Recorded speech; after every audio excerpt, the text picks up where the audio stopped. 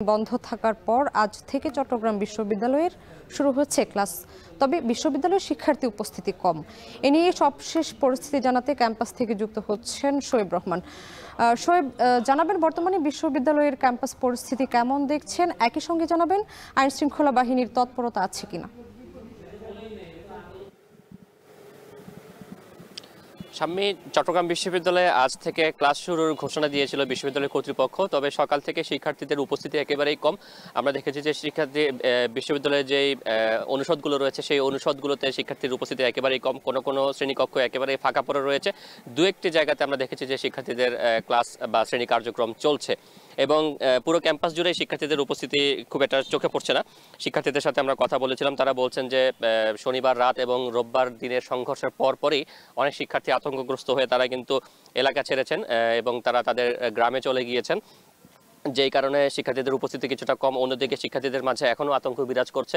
বিশ্ববিদ্যালয় হলগুলোতে যারা অবস্থান করছেন তাদের বাইরে যারা থাকছেন, বিশ্ববিদ্যালয়ের আশেপাশের যে মেস বা ভাড়া বাসাগুলোতে সেগুলোতে যারা থাকছেন তারা কিন্তু অনেকটা আতঙ্কগ্রস্ত এবং সেই সকল মেস বা বাসাগুলোর অনেক মালিক কিন্তু শিক্ষার্থীদের বলছেন যে সাময়িকভাবে তারা যাতে নিরাপদ স্থানে থাকে, কারণ পরবর্তীতে যে কোনো অনাকাঙ্ক্ষিত ঘটনা যাতে না ঘটে এবং সেই দায়ও কিন্তু তারা নিতে চাইছেন না। যে কারণে সেই সকল জায়গার শিক্ষার্থীরা কিন্তু অনেকটা আতঙ্কগ্রস্ত হয়ে বন্ধুর বাসায় বা হলে অবস্থান করছেন এবং এই সার্বিক পরিস্থিতি নিয়ে শিক্ষার্থীদের মধ্যে একটা আতঙ্ক কাজ করছে এবং এই কারণে উপস্থিতি কম। অন্যদিকে প্রশাসনের সাথে আমরা কথা বলেছিলাম, সমাজবিজ্ঞান অনুষদের ডিন এনায়েতুল্লাহ পাটোয়ারি, তার সাথে আমরা কথা বলেছি। তিনি যেটি জানিয়েছেন যে শিক্ষার্থীদের উপস্থিতি কম হওয়ার কারণে অনেক বিভাগে হয়তোবা কোনো বর্ষের ক্লাস হচ্ছে না।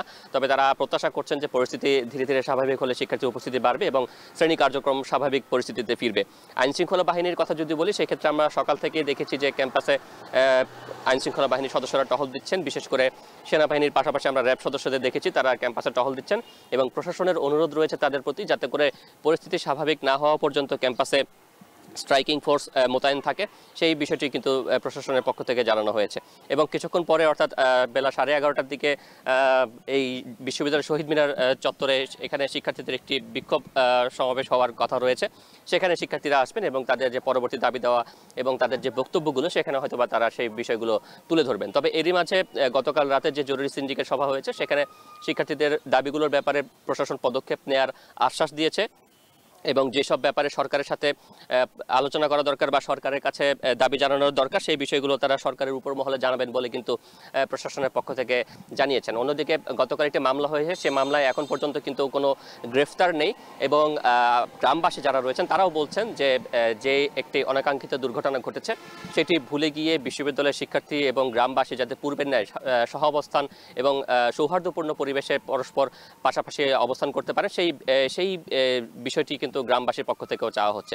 এখন পর্যন্ত ক্যাম্পাস অনেকটা শান্ত, তবে শিক্ষার্থীর উপস্থিতি কম এবং পরিস্থিতি নিয়ন্ত্রণে রয়েছে বলা যায়। শাম্মী, চট্টগ্রাম বিশ্ববিদ্যালয় থেকে যুক্ত হয়েছিলেন সহকর্মী শোয়েব রহমান।